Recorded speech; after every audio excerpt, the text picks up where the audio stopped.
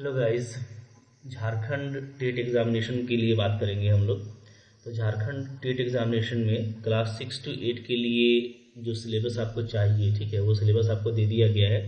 तो सिलेबस हम लोग यहाँ पे देखेंगे, सिलेबस कितना प्रैक्टिकल है, ठीक है, कैसा है, उसको भी हम लोग यहाँ पे देखेंगे और तैयारी कैसे करनी चाहिए उस पर ही बात करने वाले हैं, ठीक है। तो आप यहाँ पे जैसा कि देख सकते हैं कि लेवल 2 क्लास 6 to 8 के लिए ये सिलेबस है जो कि झारखंड एकेडमिक काउंसिल ने रिलीज़ किया है। और इसमें जो लैंग्वेज 1 है, चूँकि आपको पता है कि इसमें हमको 4 पेपर का एग्ज़ाम देना है, ठीक है। तो अगर हम लोग लैंग्वेज 1 की बात करें तो उसमें अगर आप हिंदी चूज़ करते हैं तो हिंदी के लिए आपको क्या क्या पढ़ना है आप यहाँ पे देख सकते हैं, ठीक है। ये आपको जैक के ऑफिशियल वेबसाइट पे मिल जाएगा, तो वहाँ से भी जा करके आप इसको देख सकते हैं। और ये सिलेबस आपका ठीक है हिंदी के लिए, लैंग्वेज के लिए सिलेबस ठीक दे रखा है इन लोगों ने। तो आप ये सिलेबस जो है अच्छे से देख करके इसी के अकॉर्डिंग अपनी तैयारी कीजिए, ठीक है। अच्छा, अब देखो यहाँ पे जो लैंग्वेज 1 में अगर आप हिंदी नहीं इंग्लिश लेते हैं तो इंग्लिश के लिए आपको क्या क्या पढ़ना है वो यहाँ पे आपको मेंशन किया हुआ है। तो आपको इसी से एग्ज़ाम में क्वेश्चन आएगा। अगर लैंग्वेज 1 में आप उर्दू लेते हैं तो इन्होंने लिखा हुआ है सिंपली कि उर्दू के लिए जो ग्रेजुएशन का जो सिलेबस है, ठीक है, झारखंड के यूनिवर्सिटी में जो उर्दू का सिलेबस है ग्रेजुएशन लेवल पे, उसके अकॉर्डिंग यहाँ पे क्वेश्चन रहेगा। तो आप वहाँ से उस सिलेबस को देख करके तैयारी कर सकते हैं, ठीक है। अब तो यहाँ पे मैथ्स की बात करें तो चूँकि आपको पता है कि क्लास 6 to 8 में जो है या तो आप मैथ साइंस के टीचर बनते हैं और या तो आप सोशल साइंस के टीचर बनते हैं, ठीक है। तो अगर हम लोग मैथ साइंस की बात करें तो मैथ साइंस में आपका जो क्वेश्चन आएगा वो यहाँ पे 60 क्वेश्चन होगा, ये हम लोग पहले ही बात कर चुके हैं, ठीक है। और मैथ साइंस से मिला करके आएगा, यानी मैथ फिजिक्स केमिस्ट्री बायो से मिला करके आएगा। हाँ, मैथ से थोड़ा ज़्यादा क्वेश्चन रहता है, ठीक है, 25 to 30 क्वेश्चन मैथ से हो सकता है। तो आप यहाँ पे देखो मैथ्स का जो सिलेबस है वो क्या है। तो मैथ्स का सिलेबस यहाँ पे हम लोग देखेंगे। सबसे पहले देखो आ रहा है कोऑर्डिनेट ज्योमेट्री, ठीक है। और इसमें जो चीज़ें डिटेल की हुई हैं, चेंज ऑफ रेक्टेंगुलर एक्सिसेस और condition of general equation second degree, ठीक है, ellipse, hyperbola, reduction into standard form. तो आप देखेंगे ना कि ये सारी वो चीज़ें हैं जो कि सेमेस्टर 1 में पढ़ाया जाता है, ठीक है। कॉर्ड ऑफ कॉन्टेक्ट, ये तो आपका पोलर, ठीक है, ये आप 11th लेवल पे ही पढ़ते हो, बट थोड़ा सा ये क्या होता है कि इसका लेवल अप होता है, ठीक है, IIT JEE वाला लेवल होता है। Pair of tangent in reference of general equation of conic, ठीक है। अच्छा, यहाँ पे इक्वेशन ऑफ टेंजेंट इन्होंने लिखा है यूजिंग कैलकुलस, जो कैलकुलस मेथड से आप निकालते हैं इक्वेशन ऑफ टेंजेंट वो। फिर आप रेक्टेंगुलर देखोगे, स्फेरिकल देखोगे और पोलर कोऑर्डिनेट देखोगे, तो ये सब सारी चीज़ें यहाँ पे हैं, ठीक है। Angle between straight line, equation of plane, straight line, shortest distance, तो ये पूरा जो 12 लेवल से लेकर के चलता है और आपको स्फीयर तक लाया गया है। तो अगर हम लोग बात करें कोऑर्डिनेट ज्योमेट्री का, तो कोऑर्डिनेट ज्योमेट्री क्या है, आपका एक यहाँ पे टॉपिक मेंशन किया हुआ है, ठीक है। और ये जो है बिल्कुल BSc लेवल का है। और इसमें ज़्यादातर आपका 12 लेवल का भी कनेक्शन है। तो 12 लेवल से भी ज़्यादा क्वेश्चंस यहाँ पे आएंगे, जैसे लाइन वगैरह हो गया, ठीक है, प्लेन हो गया, शॉर्टेस्ट डिस्टेंस हो गया, ठीक है। और फिर जो 11th लेवल पे था आपका पैराबोला, इलिप्स, हाइपरबोला, उनके टेंजेंट्स, पोलर वगैरह, तो वहाँ से क्वेश्चन आएगा। तो आप देखो अगर ट्राइगोनोमेट्री की बात करेंगे यहाँ पे, तो ट्राइगोनोमेट्री में जो आपका सेमेस्टर 1 का सिलेबस है वो इन्होंने लिख दिया है। क्योंकि ये पहले ही कह चुके थे कि जो क्वेश्चन का सिलेबस होगा वो ग्रेजुएशन लेवल का होगा। तो यहाँ पे सारी वही चीज़ें लिखी हुई हैं, डिमार्बस थ्योरम है, एप्लीकेशन है, ठीक है, exponential function, complex argument, hyperbolic function वगैरह सारा कुछ यहाँ इन्होंने दिया है। डिफरेंशियल कैलकुलस देखोगे तो आपका इसमें successive differentiation, Leibniz theorem, Maclaurin Taylor's का expansion, Euler theorem, function of 2 variable, differentiation, Jacobian, tangent, normal, ये सारा बातें यहाँ पे लिखा हुआ है जो कि अगेन BSc सेमेस्टर 1 में जनरली पढ़ाया जाता है, ठीक है। इंटीग्रल कैलकुलस भी आप देखेंगे तो वही चीज़ें हैं यहाँ पे। आपका रेशनल और इरेशनल फंक्शन का integration, definite integration, special integration, beta gamma function के यूज़ से जो काम होता है, रिडक्शन फार्मूला, कर्व ट्रेसिंग और वॉल्यूम और सरफेस एरिया रिवोल्यूशन वगैरह, ठीक है। रियल एनालिसिस में आप आ जाइएगा तो रियल एनालिसिस एक बहुत बड़ा टॉपिक है। और यहाँ पे जो है limit of function, limit, algebra, continuity, discontinuity, intermediate theorems वगैरह, ठीक है, डेरिवेबिलिटी, रॉल्स लैग्रेंज टेलर्स थ्योरम, ये पूरा यहाँ पे रियल एनालिसिस का आपको सिलेबस दिया हुआ है। ग्रुप थ्योरी आप देखिएगा तो ग्रुप थ्योरी तो एब्स्ट्रैक्ट अलजेब्रा का हाफ पार्ट हो जाता है ग्रुप थ्योरी। तो ग्रुप थ्योरी में इन्होंने सब चीज़ लिख दिया है जो कि CSIR नेट में रहता है, वो सब कुछ यहाँ पे उठा कर डाल दिया गया है। तो सारा ग्रुप आप पढ़ ही लीजिए, abelian, non abelian, cyclic, property, intersection, permutation, disjoint cycles, ठीक है, सब कुछ दे दिया है। लैग्रेंजियस थ्योरम, नॉर्मल सब ग्रुप, सब कुछ आ गया है यहाँ पे।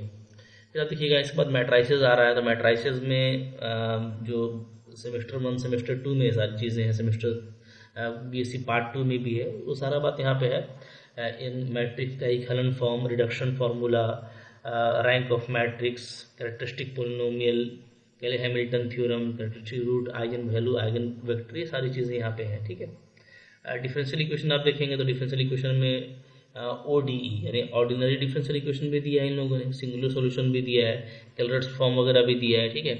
और पार्शियल डिफरेंशियल इक्वेशन PDE में जो है, जो BSc में चलता है सिलेबस हम लोगों का, लैग्रेंजियस method, Charpit's method, singular method वगैरह, तो ये सारा यहाँ पे आपको दे दिया है, ठीक है। फिर कॉम्प्लेक्स एनालिसिस भी आप देख सकते हैं जो कि आपका BSc में चलता है, उसको यहाँ पे दे दिया है। Cauchy-Riemann equation, analytic function, Jacobian transformation, conformal transformation, cross ratio, सब कुछ यहाँ पे मेंशन किया हुआ है। मतलब ये कॉपी पेस्ट है, देखिए मोहब्बत से बात करें ना, ये कॉपी पेस्ट है, ठीक है। ऐसा नहीं कि इन्होंने सोच के दिया है, तो वो चलता नहीं है। झारखंड में बहुत सा एग्जाम अभी हुआ है, उसी के तर्ज पे ये भी चल रहा है। JSCC वाले हों चाहे जैक वाले हों, कोई भी है, बस उठा के पेस्ट कर देना है। फिर जब क्वेश्चन बनाया जाएगा तो सोचा जाएगा वहाँ पे अलग से, ठीक है। और मतलब हर जगह रैंडम है ना, ऐसा नहीं कि सब सारा चीज़ अब आप सर पटकते रहिएगा। हाँ, फिर आपका क्या, लीनियर अलजेब्रा देख लो तो बहुत बड़ा मैथमेटिक्स होता है लीनियर अलजेब्रा। इसमें सारा कुछ है, वेक्टर स्पेस है, सब स्पेस है, स्पेन है, बेसिस है, डायमेंशन है, ठीक है, क्वोशिएंट स्पेस है, कॉम्प्लीमेंट ऑफ स्पेस है, ट्रांसफॉर्मेशन, सब कुछ लिख दिया, नल स्पेस, जितना भी होता है, ठीक है, कॉपी पेस्ट उठा के, आइसोमॉर्फिज्म वगैरह सब। अब आइसोमॉर्फिज्म से ये क्या क्वेश्चन पूछेंगे झारखंड टेट में, ये हमको समझ में नहीं आ रहा है, ठीक है। जबकि बहुत सारे बच्चे तो जानते भी नहीं होंगे कि होता क्या है, चूँकि किन्हीं का बायोलॉजी ऑनर्स होगा, किन्हीं का फिजिक्स ऑनर्स होगा, तो एज ए सब्सिडरी भी उन्होंने रखा होगा, तो कोई इतना डिटेल में पढ़ता नहीं है, ठीक है, वो तो अफसर पकड़ के बैठ जाएंगे। तो पहले मैथ्स की बात कर लेते हैं, फिर यहाँ पे हम लोग नीचे फिजिक्स वगैरह की बात करेंगे। अच्छा, एक बार देख लेते हैं फिजिक्स क्या है। फिजिक्स में देखो यहाँ पे मैथमेटिकल फिजिक्स है, ठीक है। अभी मैथमेटिकल फिजिक्स ही अकेले पूरा फिजिक्स ही होता है, बट यहाँ पे सारी बातें वहाँ पे लिखी हुई हैं कि आप कैलकुलस भी पढ़ लो, इसमें वेक्टर भी पढ़ लो, ग्रीन्स थ्योरम वगैरह भी पढ़ लो, स्टोक्स थ्योरम भी पढ़ लो, ठीक है, कुछ डिफरेंशियल इक्वेशन भी देख लो, तो सब कुछ बोल दिया। मैथमेटिकल फिजिक्स यही काफ़ी था, ये इतना नाम ही काफ़ी है, ठीक है। फिर उसके बाद इन्होंने मैकेनिक्स लगा दिया। मैकेनिक्स में आप देख सकते हैं कि Newton law of motion application, तो 11 से स्टार्ट करके केप्लर्स लॉ, ग्रेविटेशनल लॉ, ठीक है, ये सारी चीज़ें, रोटेटिंग फ्रेम की, सेंटर ऑफ मास की, सारी बातें जो कि मैकेनिक्स में जानना चाहिए एक बच्चे को IIT JEE लेवल पे, वो सब कुछ यहाँ पे ला करके इन्होंने लिख दिया है, ठीक है। फिर आप देखिएगा यहाँ पे ऑक्सीलेशन है, वेव ऑप्टिक्स है। तो सिलेबस आप देख सकते हो, सिलेबस बस कॉपी पेस्ट है। अभी सबको पढ़ने जाएंगे यहाँ पर, और कितना क्वेश्चन आना है ये सब पे हम लोग बात करेंगे। एक एक यूनिट जो है ना, उससे 30-30 क्वेश्चन बन सकता है, ठीक है। और आना कितना है, आना है फिजिक्स और केमिस्ट्री, मैथ, बायोलॉजी से मिला के टोटल 60। और इन्होंने इस 60 नंबर के लिए आपको 60 साल का पूरा पढ़ाई दे दिया है, ठीक है। मतलब कह सकते हैं ना, चूँकि भाई जब आदमी पढ़ता है और सबको डिटेल करना चाहेगा अगर, तो उसको काफ़ी टाइम लगेगा, ठीक है। तो ये फिर यहाँ पे केमिस्ट्री में, केमिस्ट्री का 3 पार्ट होता है, आपको पता है, इनऑर्गेनिक अलग से, ऑर्गेनिक अलग से, फिजिकल अलग से, ठीक है। फिर आपका ये बायोलॉजी। तो ये इतना लंबा चौड़ा सिलेबस आप देख रहे हैं, जो इससे पहले आप नहीं देखते होंगे शायद, ठीक है। तो ये इतना लंबा सिलेबस क्या है, 60 क्वेश्चन के लिए सिलेबस है ये, ठीक है। तो चूँकि मैं मैथ और फिजिक्स को गाइड करता हूँ, तो मैं उसके लिए आपको सजेस्ट कर देता हूँ कि अब करना क्या है यहाँ पे। तो सबसे पहले तो देखिए, अपना माइंड प्रिपेयर कर लीजिए कि ये सिलेबस है, ठीक है। और सिलेबस को कितना फॉलो किया गया, ये हम लोग PGT में भी देखे हैं, और झारखंड में जो सहायक आचार्य का एग्ज़ाम हुआ उसको भी देखे हैं, ठीक है।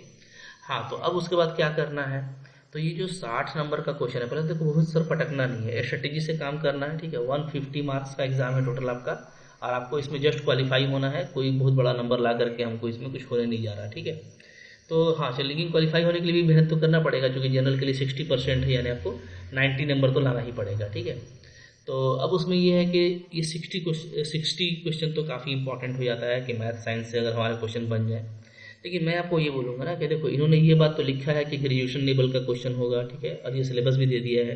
लेकिन अभी भी याद रखिएगा कि बहुत सारा क्वेश्चन जो है वो 11th और 12th लेवल से रहेगा, ठीक है। क्योंकि देखिए ये जेट का एग्ज़ाम, ये आपका झारखंड टेट का एग्ज़ाम है ना, टीचर एलिजिबिलिटी टेस्ट है ये आपका जेट नहीं है जिसमें कि हम लोग प्रोफेसर के लिए एलिजिबिलिटी टेस्ट लेते हैं, ठीक है। ये CSIR नेट का एग्ज़ाम नहीं है कि, तो याद रखिएगा जो सिलेबस आपको यहाँ पे दिया, मैं पहले भी बोलते आया हूँ कि ये सिलेबस अगर आप देखते हैं तो देखना ही चाहिए, क्योंकि जो मेन जो आदमी का एक कॉन्सेप्ट है सिलेबस का वो यही है कि हमको सिलेबस दिया है तो उसको पढ़ना है, ठीक है। बट उसमें आप याद रखिएगा ये जो सिलेबस है काफ़ी अच्छा सिलेबस है, ठीक है। इससे बड़े बड़े एग्जाम कंडक्ट होते हैं, आपको पता है। तो इसमें हमको ना जो इसका एलिमेंट्री आइडियाज़ है बस वो लेना है, ठीक है। अगर बहुत सा क्वेश्चन, अगर कुछ क्वेश्चन आया इधर से, जो भी क्वेश्चन ये लोग फ्रीज करेंगे तो वो एलिमेंट्री आइडिया का फ्रीज करेंगे। चाहे आप कोऑर्डिनेट ज्योमेट्री में बात कीजिए तो इसमें लाइन प्लेन वगैरह तो 11-12 के वहाँ से क्वेश्चन ही बना सकते हैं, लेकिन अगर ये स्फीयर पर आए तो एलिमेंट्री आइडिया यानी स्फीयर का इक्वेशन क्या होता है, स्फीयर का रेडियस कैसे फाइंड आउट करते हैं, ठीक है, सेंटर क्या होता है, ये सब आप बस समझ सकते हैं, ओके। अब पोल और पोलर ये भी सिर्फ डेफिनेशन बेस्ड क्वेश्चन हो सकता है, ठीक है। उसके अलावा कॉर्ड ऑफ कॉन्टेक्ट ये भी सिर्फ जो उसका फार्मूला निकालने का तरीका होता है उस तरह का, उससे ज़्यादा कुछ यहाँ पे आगे आपसे नहीं पूछा जाएगा। तो इसको आपको ध्यान से देना है कि सिर्फ आपको एलिमेंट्री आइडियाज़ पे टच करना है। ट्राइगोनोमेट्री, तो ट्राइगोनोमेट्री देखो यहाँ पे 11-12 से भी क्वेश्चन आ सकता है, ठीक है। 11-12 में कॉम्प्लेक्स नंबर है तो वहाँ से कुछ क्वेश्चन आपका रहेगा। अब डिमार्वस थ्योरम है तो ये एक ईजी चीज़ है, इसको आप पढ़ ही के जाएंगे, ठीक है। तो ये जो झारखंड में TGT का एग्ज़ाम इससे पहले होता था, TGT 4200 का जो स्केल है, ठीक है, 4200 4600 TGT जो होता है मैथ फिजिक्स का, तो वहाँ पे ये सिलेबस है। तो वो सिलेबस यहाँ पर लगाया गया है ट्राइगोनोमेट्री का, डिफरेंशियल का, इंटीग्रल का। तो अब यहाँ पे डिफरेंशियल कैलकुलस में अगर बात करो तो सिर्फ आप limit, continuity, differentiation, maxima, minima, asymptotes, ठीक है, बस यही आप देख करके जाएंगे, इसी से आपको क्वेश्चन आएगा। और पार्शियल डिफरेंशिएशन देख लीजिएगा, ठीक है। सक्सेसिव डिफरेंशिएशन आपको आता ही होगा तो थोड़ा सा हायर ऑर्डर डिफरेंशिएशन भी आप देख लेंगे, ठीक है।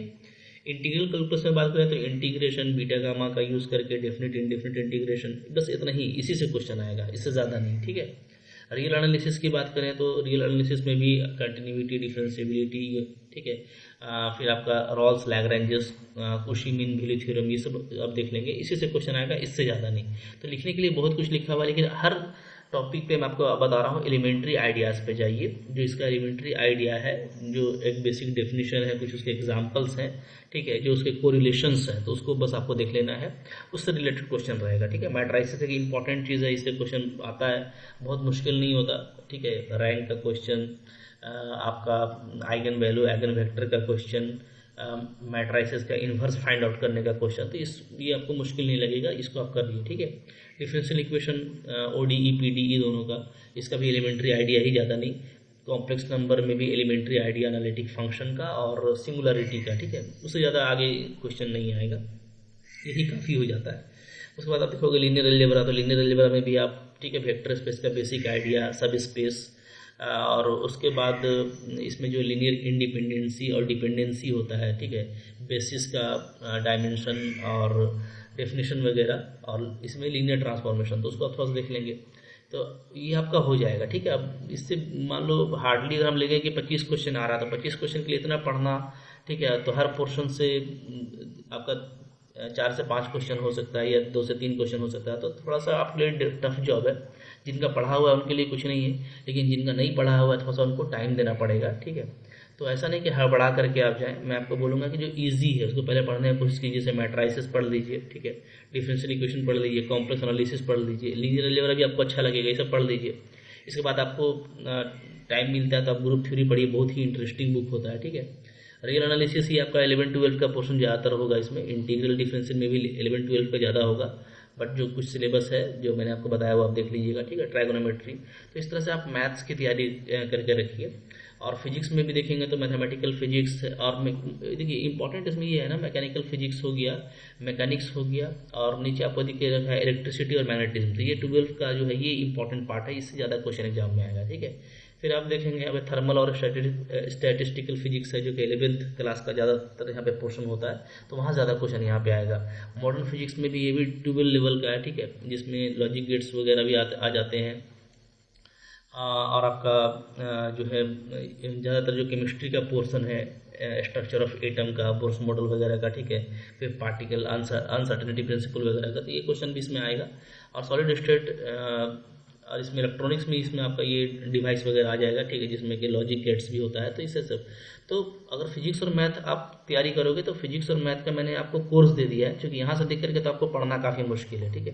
तो मैंने आपको कोर्स दिया है, और कोर्स में भी एलिमेंट्री आइडियाज़ पे ज़्यादा मैंने फोकस किया है, तो वहाँ से आपको तैयारी करने में ये ईजी लगेगा। तो मैं आपको सलाह दूंगा ना कि आपका जो भी ऑनर्स है उस पर आप फोकस कीजिए, लेकिन मैथ से ज़्यादा क्वेश्चन रहेगा, ये आप ध्यान दीजिएगा। तो अगर आप मैथ और फिजिक्स का देखना चाहते हैं कोर्स, तो आप जैसा मैंने पहले भी बताया कि आप मेरे ऐप पे चले जाइएगा, MSc लर्न ऑनेस्टली, ठीक है। तो ये ऐप पे आपको ये कोर्स लगा हुआ है, और उसमें आपको टेस्ट सीरीज़ फ्री में मिलेगा। टेस्ट सीरीज़ भी हम लोग लगाएंगे, ठीक है। टेस्ट सीरीज़ अब देखो मैं थोड़ा सा जैसे पढ़ा रहा हूँ वैसे पढ़ना है, हाँ। याद रखिएगा कि बिल्कुल सिलेबस से ही क्वेश्चन आएगा ये ज़रूरी तो नहीं है। और दूसरी बात है कि अगर इन्होंने कुछ बेसिक क्वेश्चन पूछ दिया तो फिर आप कुछ बोल नहीं पाएंगे, आउट ऑफ सिलेबस भी जाते हैं, ठीक है।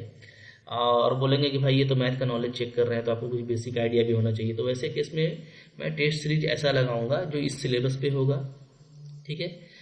दूसरा थोड़ा सा हम लोग देख लेंगे, एक दो टेस्ट मैं दे दूंगा आपको, जो कि अभी जो हम लोगों का सेंट्रल टेट होता है, ठीक है, सी टेट। तो सी टेट में जो 6 to 8 का होता है, तो थोड़ा सा उसको भी देख लीजिएगा, ठीक है।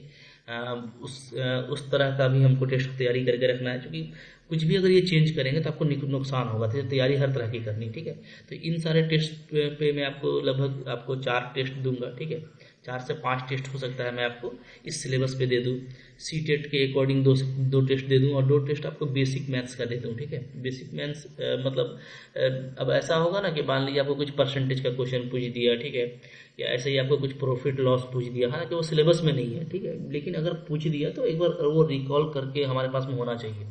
अलजेब्रा का आपको क्वेश्चन पूछ दिया, ठीक है, तो वो भी एक बार आप रिवीजन पर्पज से हम लोग रखेंगे, ताकि हमारा जो बेसिक मैथ्स है, ठीक है, वो भी हमारे पास में, या बेसिक जो साइंस है, फिजिक्स केमिस्ट्री वगैरह, तो उनके तो टेस्ट सीरीज मेरा इस बार ऐसा कराने का प्लानिंग है, क्योंकि पहले क्या हो चुका है कि सिलेबस बस इन्होंने दिया है कॉपी पेस्ट करके, और फिर एग्जाम भी अपने मन मर्जी से लिया है, ठीक है।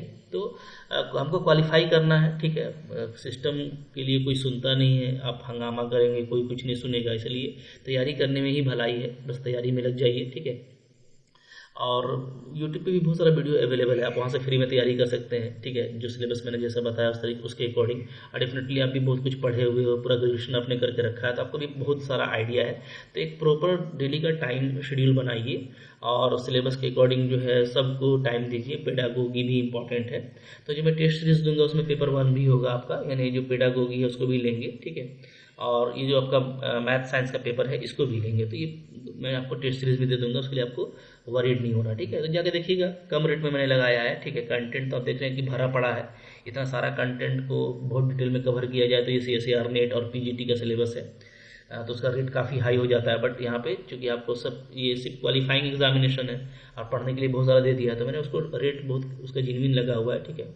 आपको शायद 810 रुपया में आपको 3 महीने का सब्सक्रिप्शन मिल जाता है, और उम्मीद है एग्ज़ाम जल्दी हो जाएगा। अगर ये गवर्नमेंट नहीं ले पाई तो फिर नेक्स्ट गवर्नमेंट तो लेगी, चूँकि नोटिफिकेशन रिलीज़ हो गया है। तो ऐसे केस में इसको आप 6 मंथ के लिए भी ले सकते हैं इस कोर्स को, और 1 ईयर का भी ले सकते हैं, ठीक है।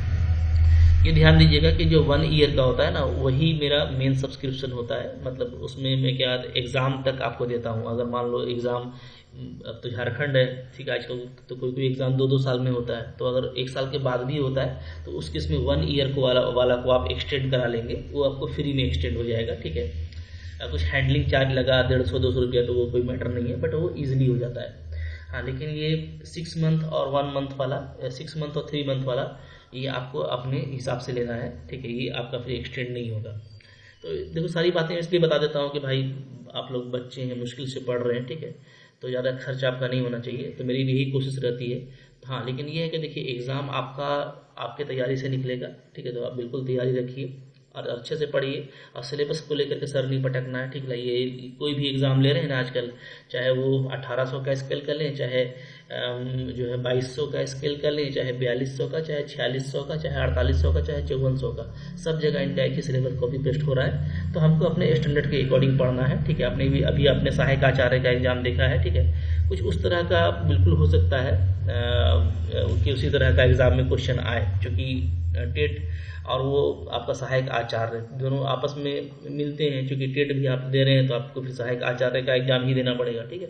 ये सारी बातें आपको ध्यान में रखनी है और इस तरीके से प्रैक्टिकल होकर के पढ़ना है। इस तरह के इम्प्रैक्टिकल सिलेबस के पीछे बहुत ज़्यादा सर नहीं पटकना, ठीक है। तो आई होप आपको ये बातें समझ में आ गई होंगी। और डेली बेसिस पे देखो मैं जो वीडियो डाल रहा हूँ, ठीक है, इंटरमीडिएट का भी डला रहा है मेरा और इसकी भी मैं डालता रहूँगा। तो आपको मैं बोलूँगा कि आप मेरे यूट्यूब से कनेक्ट रहिए, ठीक है। मैं डालता ही रहता हूँ वीडियोज़ और डालता ही रहूँगा ताकि आपको फ़ायदा होता रहे, ठीक है। तो कोई भी नई चीज़ होगी तो भी मैं अपडेट करूँगा। इसके लिए आप मेरे चैनल को सब्सक्राइब करके रखिए, शेयर कीजिए इसको, अच्छा लगा तो लाइक ज़रूर कीजिएगा और कोई दिक्कत है कमेंट कर सकते हैं, ठीक है। Thank you very much.